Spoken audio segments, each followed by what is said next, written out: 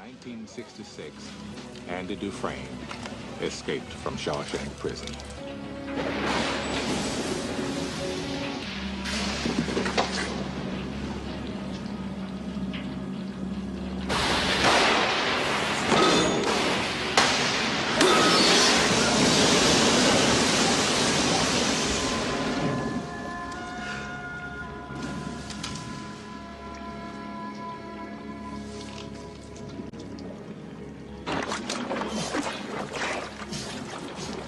Andy crawled to freedom through 500 yards of smelling foulness I can't even imagine. Or maybe I just don't want to.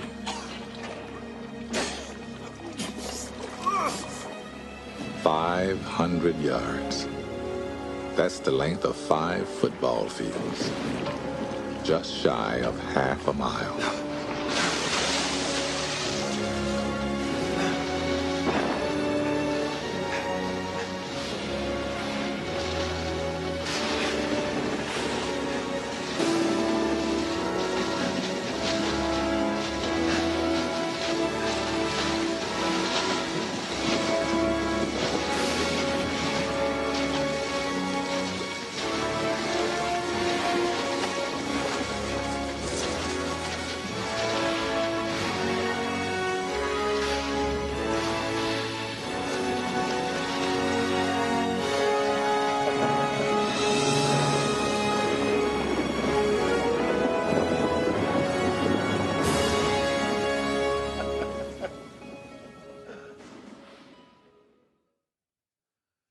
That is an awesome movie. It's one of those ones you can just watch over and over again, even though you know the ending. It's so good.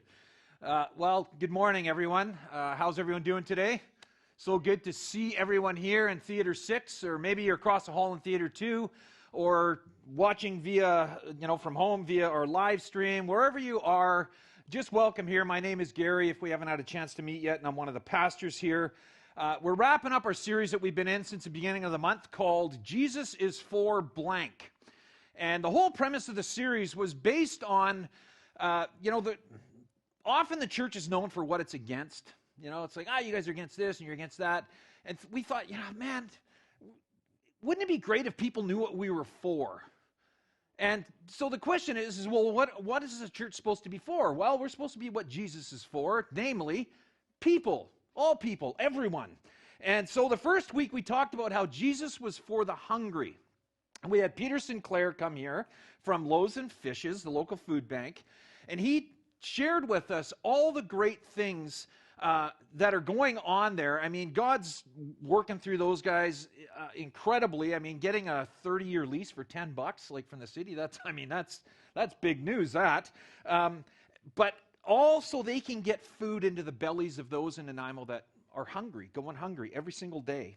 And he shared with us ways that we can get involved, either as individually, going down and serving, volunteering on one of their teams, or as a church, like Russ mentioned, for this month, we've been doing Boatload of Food, where we've threw out the challenge to you guys to say, hey, look, for the month of March, bring in non-perishable food items, and let's fill that dinghy that's out in the lobby as many times as we can. And you know what?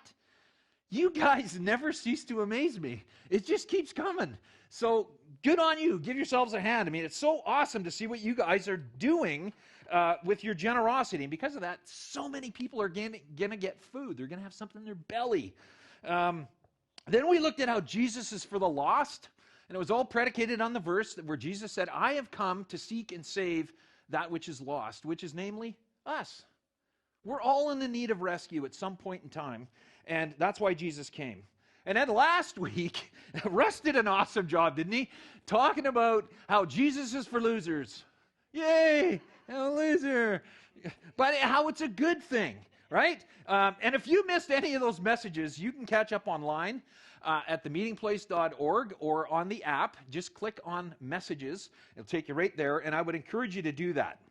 But today we're going to wrap it up, and we're looking at how Jesus is for the captive. He's for captives.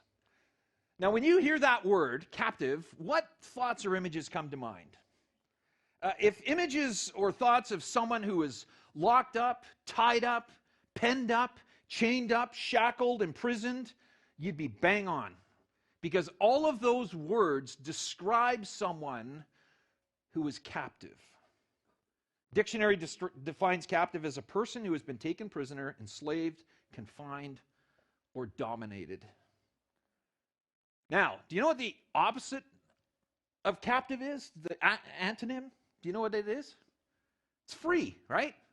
And the dictionary defines free as someone who is no longer confined or imprisoned, not under control or in the power of another.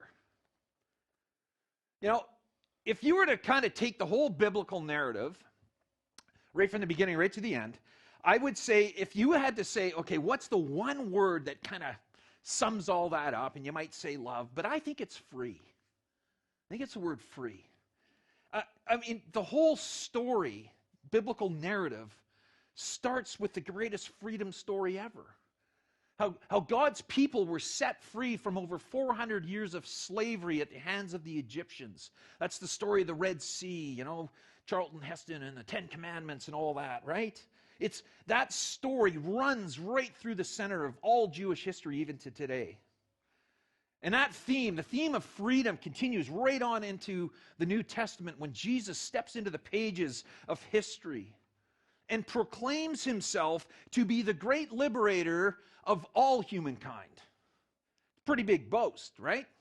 But that's what he does. Just before Jesus sets off to go and start preaching and teaching this new way to relate to one another and relate to God, he goes to the church, the temple in his hometown, the hometown of Nazareth. And Nazareth was nothing special. It was kind of like Coombs, you know, it's just there. Nothing really ever good comes from there. They have good donuts, but there you go. So anyways, Nazareth is like that. So Jesus goes back to his hometown. He goes to the church there, and he reads some words that were written 700 years before he showed up on the scene. They were written by a prophet, a spokesperson for God, named Isaiah. And the words that Jesus read that were written so long ago were written about the coming Messiah. The Messiah being the person that God would send to set the Jewish people free from the oppressive government. And so here's what Jesus read. Check this out. He says, "The Spirit of the Lord is upon me, because he has anointed me to preach good news to the poor. He has sent me to proclaim freedom for the prisoners and recovery of sight for the blind, to release the oppressed, to proclaim the year of the Lord's favor."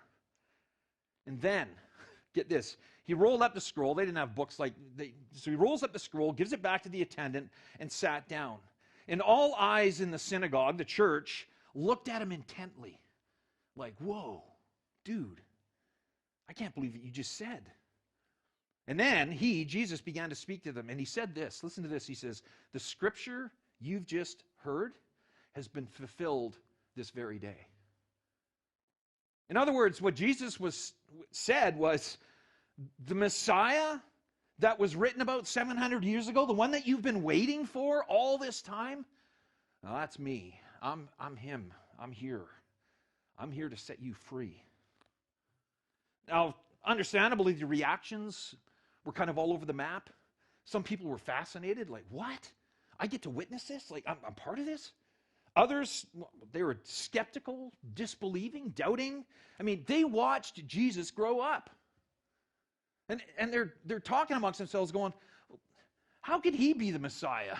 Isn't he the son of a carpenter like Mary and Joseph? Like, that's nothing special. You see, the Jewish people believed that the Messiah would be a great military leader, probably coming from royalty, and stepping onto the scene and freeing them from the occupying force, which at the time this was all happening, was Rome. But they misunderstood why Jesus came. Jesus came to bring a different kind of freedom. And not just for them, but for all humankind. And we get a glimpse of this freedom in a story from the Bible that, man, it's just weird. Okay, it's a bizarre story. And if I'm really honest, I tried to look for a different story that would kind of support this theme that we're talking about, that Jesus is for captives. But I just kept circling back to this one over and over and over again. And I'm thinking, okay, fine. We'll go with this story. And I'm glad I did, because although this is a somewhat bizarre story, it's a vivid illustration of all that Jesus came to do, to set people free from whatever it is that was enslaving them. Whether that something be physical, mental, spiritual, combination of all three. And so this story takes place right after Jesus and his closest followers. Jesus' popularity is on the rise. Wherever he shows up, throngs of people come out to hear him and listen to him and catch a glimpse of him. And this happened on this particular day, and Jesus has done a bunch of teaching. It's getting late in the day, and the crowds are starting to disperse. And Jesus says to his closest followers, he goes, "Hey guys, let's hop in the boat and head to the other side of the lake." The lake he was talking about was the Sea of Galilee. It's a big lake just outside of Israel. It's about 6 miles long, 7 miles across. So a fairly large lake. And they're all like, "Oh, sure." And so they hop in the boat and away they go. And shortly after they leave, one of the famous storms that can kick up there out of nowhere kicks up. And it's a big one. They think they're going to die. If you read through the story, it says the waves were so large, they were filling the boat with water. And so they're like, "Man, we're going down, we're going to drown." There's a song in there, Russ, I think. "We're going down, we're going to drown." But anyway, they're freaking out, so they go to find Jesus and see what he's doing. So they go to the back of the boat, and guess what he's doing? He's bailing out the boat. No, he's not. He's sleeping. You know, you can imagine he's like this, probably drool going down his face. He's passed out. And they can't believe it. They're in panic and disbelief. They start waking him up, shouting at him. Like, "Do you not care that we're going to die? We're going to drown?" And so it doesn't say, but I imagine Jesus is waking up, kind of rubbing the sleep out of his eyes, trying to get his bearings. And he says, "Calm down." And they do. Not the disciples. They're still freaking out. But the wind and the waves calm down. I mean, 1 minute they're in this raging gale with massive seas, and the next it's this little puff of a breeze and a ripple. I mean, talk about a crazy night. Things are just getting started. They arrived in the region of Gerasenes, across the lake from Galilee. As Jesus was climbing out of the boat, a man who was possessed by demons came out to meet him. See you next week. I mean, that's weird, right? It's weird. Some crazy naked man running through a cemetery, screaming at the top of his lungs. It's weird. Like I say, I was looking for another story. But here's the thing, that we don't know how this man ended up in this place, in this predicament. It doesn't say. But what it does say is this: for a long time, he had been homeless and naked, living in the tombs outside of town. Which seems to suggest that there was a time that he was making his way through life, much like you and I. He had hopes and dreams, plans and aspirations. And then maybe through a series of poor choices or decisions by him or somebody close to him, his life spins out of control. He loses control. And he finds himself in a place he never thought he would be. Maybe you've had that thought. One day you're just sitting around thinking, "Man, I never thought I would be in the position I'm in." Sometimes that can be a good position, sometimes not. In this case, not. I mean, that was my story. I ended up in a place where I was addicted to nicotine. Never thought it would happen. Because like any addiction, it started off slowly, and it came with a promise. The promise that you'll stay in control. Don't worry. It started with nothing more than a drag off a buddy's cigarette. He was smoking, and I was thinking, it's kind of cool, and give me. So I took a drag, had this little bit of a head rush. It's like, "Oh, that's cool, man." And that led to 2 puffs, and then 3, and then 4. And then it was half a cigarette, and then a full cigarette. 2 cigarettes, 5 cigarettes, 10, 20. The promise of control wasn't a promise, it was a lie. It was a lie. The truth was, nicotine had me.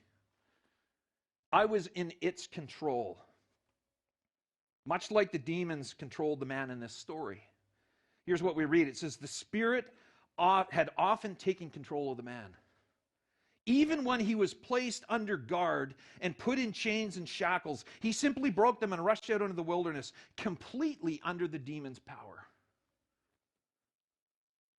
You know, like anyone caught in an addiction, I tried quitting several times in an attempt to regain control. I tried cold turkey. I tried the patch. I tried the gum. I tried the pills, the Zyban thing. Sometimes I tried all of them all at once. Thought, well, if one's good, maybe four is better. I don't know. All in an attempt to break free from the hold that nicotine had on me. And a curious thing happened every time I made that decision. The second I thought, you know what, I'm going to quit. It's time for me to quit.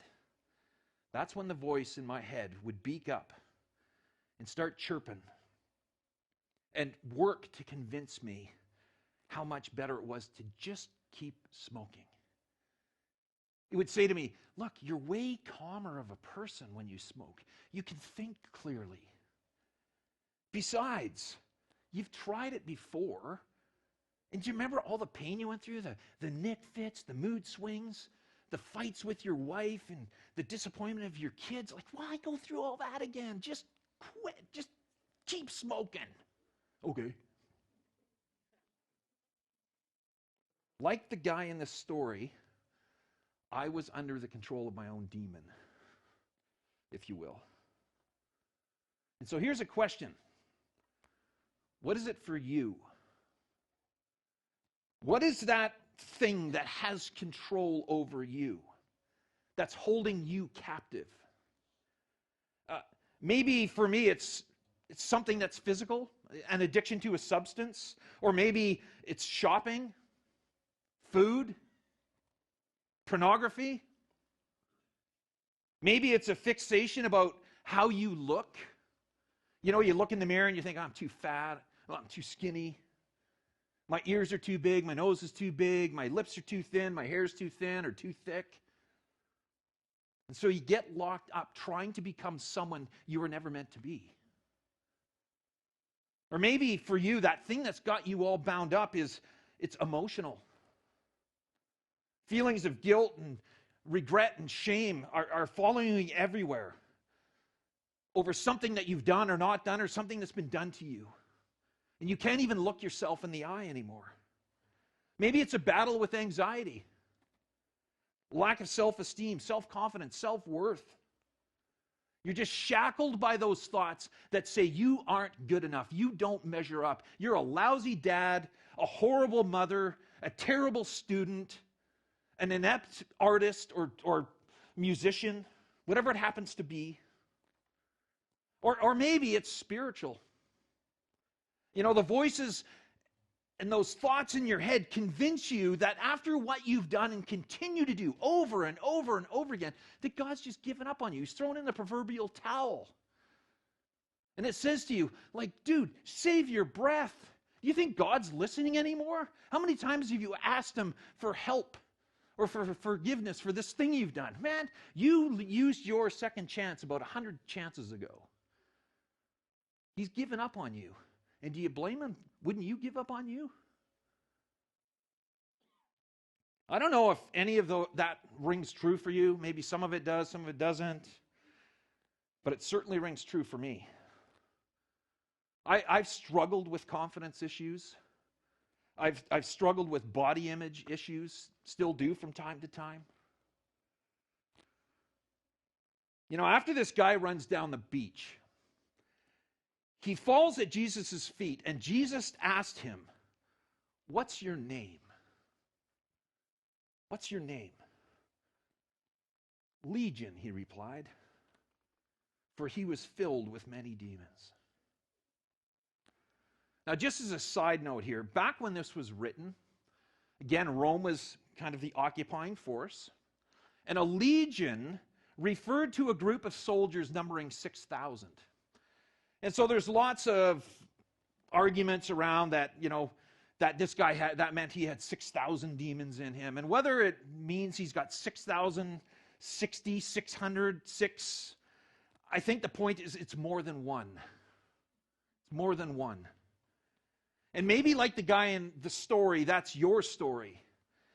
It's not just one thing that has you in its grip. It's multiple things. It's a bunch of things all wrapped up. Sometimes working in tandem, sometimes like a tag team. Doing a little bit of this and then passing it off to that and back and forth and around you go. All in an attempt to keep you captive. Now, you may be sitting here or watching going, okay, this story's not only weird, it's depressing. Like, really, dude? You know what? I get that. But you've hung in this long, and I'm glad because it's right here where the story flips and we get encouragement from this story. Because as messed up as this guy was, and I think we'd all agree that this guy's pretty messed up, right? He's in pretty dire straits. Despite that, Jesus isn't put off by him. He's not put off by him. Jesus wasn't disgusted by him. Jesus wasn't disappointed in him. Jesus didn't just blow this guy off as, a lost cause, beyond hope, beyond saving. Like, you're just too far gone.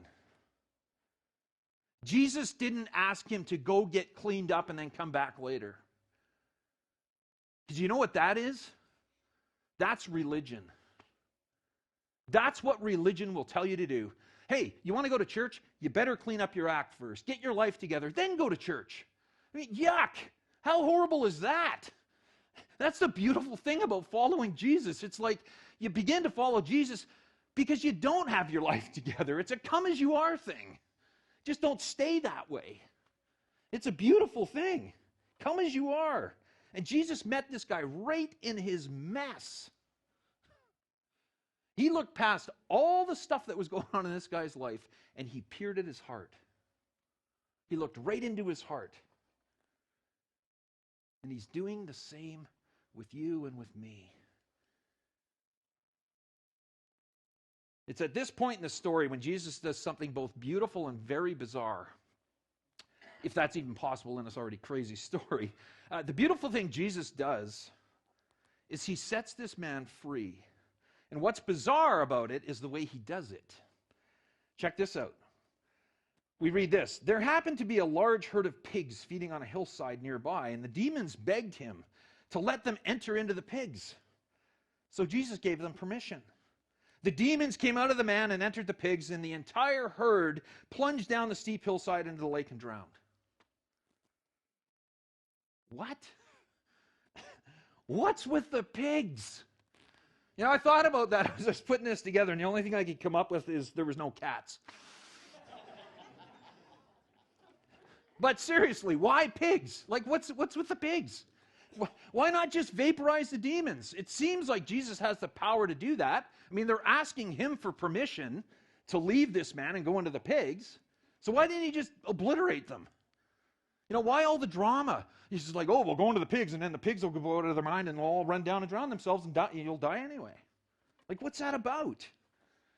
Well, biblical scholars and theologians, people that are far smarter than me, have more letters behind their name than I'll ever have come up with a ton of theological reasons, and a lot of them very, very solid. For instance, one of them, I'll just share one of them, is that demonstration demonstrated the power of evil, the destructive power of evil. I mean, one minute these pigs are just minding their own business, doing what pigs do, and the next, they're out of their minds, running down a cliff to their death. Could be the reason. But you know what? I like to think that Jesus was doing something more simpler, more practical with the pigs. And here's what I like to think, and I'm just going to throw this out there for you to think about. But here's what I think. I think Jesus did this to encourage the guy. To encourage him. And here's why I say that. Here was a man who had been held captive in pain and shame for years. We don't know exactly how long, but it's a long time. That was his life. For us looking at him running around naked through the cemetery in the middle of the night, we think, wow, that's weird. For him, that was his life. So how could he be really sure that he was actually set free? That after Jesus, would leave that area, that he wouldn't just, in a few hours or days or a couple of weeks, he wouldn't just go back to his old way of life, running around the tombs. I mean, how could he be sure? How do I know I'm free? Well, I like to think that Jesus, through sending the demons into the pigs, Jesus was giving him a very vivid, powerful, and practical demonstration that he indeed had been set free. Almost like Jesus did when he healed somebody who was blind, he would say, open your eyes and see. Or the lame, stand up and walk. And they would. And it would be proof positive. I've been healed. I've been set free from that thing that's bound me up. I like to think that Jesus was doing the same thing here, in essence saying to this guy, you know that thing that was enslaving you? It was tormenting you? That kept telling you that you were just a waste of space? It's gone. It's gone. It's drowned in the lake. It's gone. You are free.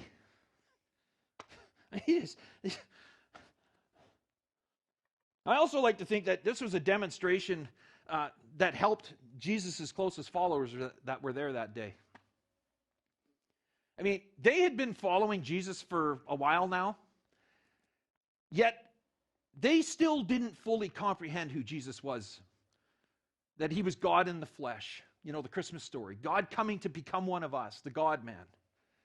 And we get proof of that when they're caught in that storm, that story about the storm. After Jesus kind of rubbed the sleep from his eyes and said, calm down, and the seas and the wind backed off, they all looked at each other and said, who is this man? When he gives a command, even the wind and the waves obey him. Man, I can't help but think Jesus was showing them who he was by showing them how he had authority, not over just nature, but the supernatural.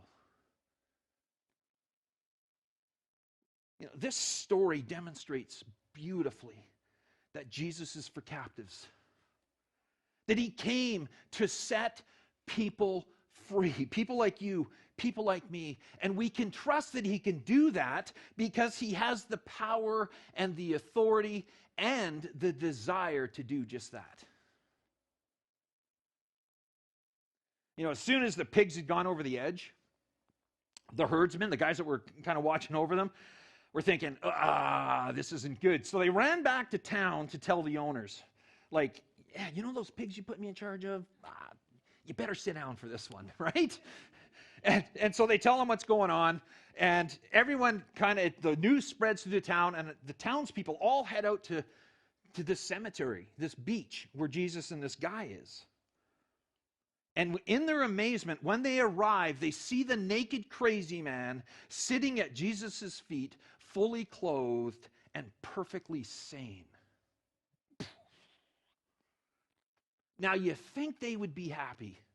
Maybe even thinking, man, if he can do that for him, maybe he can help me. Right? That's how a normal story would end. This isn't a normal story. We read that all the people were afraid, so they begged Jesus to go away and leave them alone. Same happens today. People hear about the good news of Jesus and what he came to do, and they go, I want nothing to do with it. Let's go away. And so Jesus does. And as he stepped into the boat, the man who had been freed from the demons begged to go with him. And just to keep the story bizarre, Jesus says no. It's like, what? Jesus sent him home saying, no, go back to your family and tell them everything God has done for you. And so he did. So he went all through the town proclaiming the good, great things Jesus had done for him. This guy was transformed. And guess what? A few months later, Jesus shows up at that same beach, and there's 4,000 people waiting for him from the same town. And they weren't there because they were angry. They weren't there to drive him away again. They were there so they could be first in line to see who this Jesus is because of what he did for this man. That is what following Jesus is all about. That's what this church is all about. It's about sharing the good news of what God has done in our lives, how he has transformed it, and sharing that with the lost, with the losers, with the hungry, people that are just looking and hungering for truth. Freedom is not freedom from something. It's freedom for something. Freedom, true freedom, is the exact opposite of what many people think it is. That it's not freedom from all the responsibility of to God and to others, just so I can go do what I want when I want. In fact, ironically, that's captivity to our own self-centeredness, if you think it through.